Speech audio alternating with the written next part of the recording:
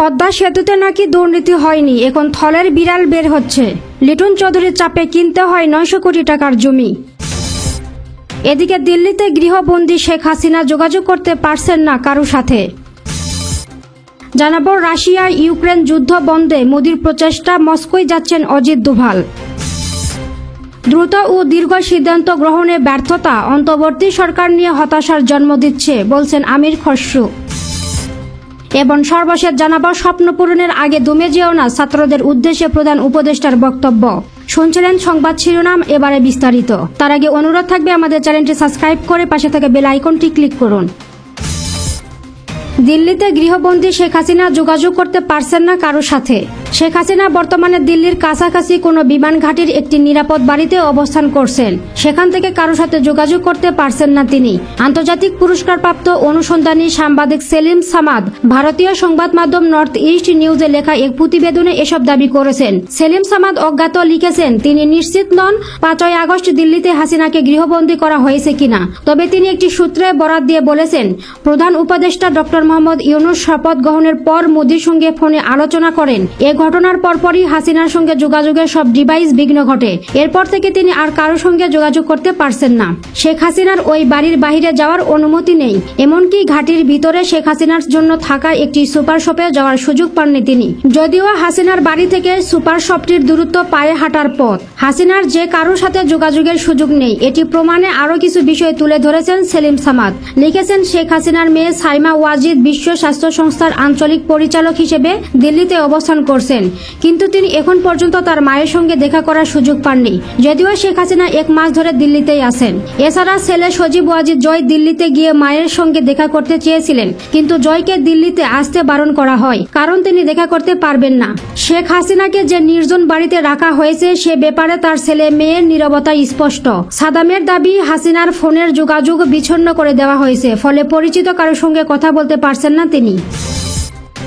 বিকাশমান অর্থনীতির জোট ব্রিকসের নিরাপত্তা বিষয়ক সম্মেলনে যোগ দিতে আগামী সপ্তাহে রাশিয়ায় যাচ্ছেন ভারতের জাতীয় নিরাপত্তা উপদেষ্টা অজিত দোভাল। সম্মেলনের আলোচনার শীর্ষে থাকবেন ইউক্রেন যুদ্ধ। চীনের জাতীয় নিরাপত্তা উপদেষ্টা ওয়াং ইউ ওই সম্মেলনে যোগ দিবেন। ইউক্রেন যুদ্ধ থামাতে ভারত ও চীন গুরুত্বপূর্ণ ভূমিকা পালন করতে পারে। রাশিয়ার প্রেসিডেন্ট পুতিন ও ইতালির প্রধানমন্ত্রী জর্জিয়া মেলোনির এমন বক্তব্যের পরই অজিত দোভাল ও ওয়াং ই রাশিয়া সফর করতে যাচ্ছেন। তবে দোভালের এই সফরের বিষয়ে কোনো কিছুই জানাননি নয়াদিল্লি। ভারতের এক জ্যেষ্ঠ কর্মকর্তা বলেন, ভারত ও পুরো বিশ্ব চায় ইউক্রেন যুদ্ধ বন্ধ হোক। তারই পরিপ্রেক্ষিতে সব পক্ষের সঙ্গে কথা বলছেন প্রধানমন্ত্রী মোদি।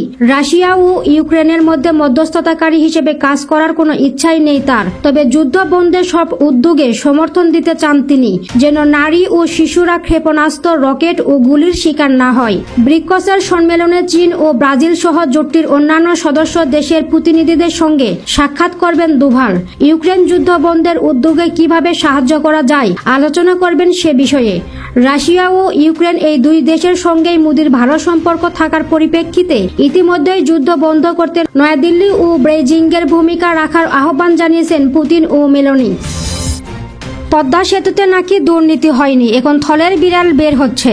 পদ্মা সেতুর নদী শাসন প্রকল্পের বালু ফেলতে অধিগ্রহণ করা হয়েছিল নদীর পানিতে তলিয়ে থাকা জমিও। শিবচরের মাধবচর এলাকা থেকে সম্প্রতি তোলা পদ্মা সেতুর নদী শাসন প্রকল্পের বালু ফেলতে অধিগ্রহণ করা হয়েছিল নদীর পানিতে তলিয়ে থাকা জমিও।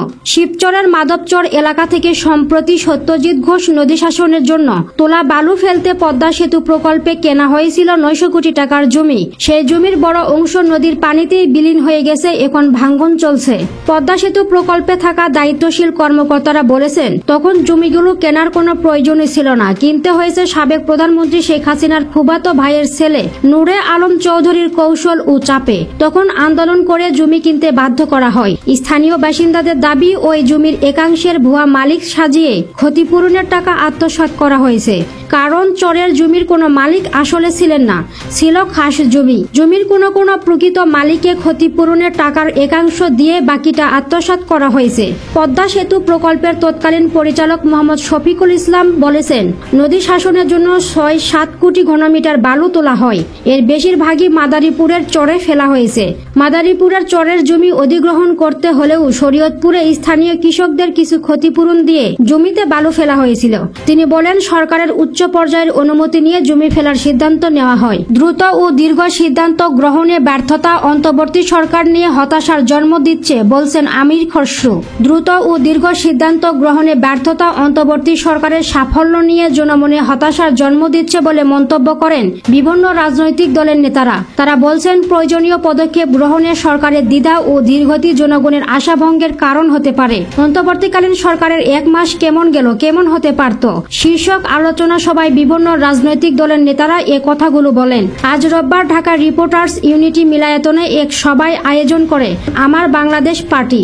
এরপরে এক সংবাদ বিজ্ঞপ্তিতে এসব তথ্য জানানো হয়। সবাই নাগরিক ঐক্যের সভাপতি মাহমুদুর রহমান বলেন, 1 মাসে অনেকে নানান প্রস্তাব দিয়ে হাজির হচ্ছে, শত শত প্রস্তাব আসবে, কিন্তু সরকারকে ঠিক করতে হবে ওই সময়ে দেশ ও দেশের জনগণের মৌলিক প্রয়োজন কি সেটা নির্ধারণ না করতে পারলে সঠিকভাবে এই সরকার এগোতে পারবে না। কোনো বিতর্কিত বিষয় নিয়ে আলোচনা অন্তর্বর্তী সরকারের কাজ নয় বলে মন্তব্য করেন তিনি। বিএনপির জাতীয় স্থানীয় কমিটির সদস্য আমির খসরু মাহমুদ চৌধুরী বলেন, শেখ হাসিনা পালানোর পর একটি নতুন বাংলাদেশ পাওয়া গেছে।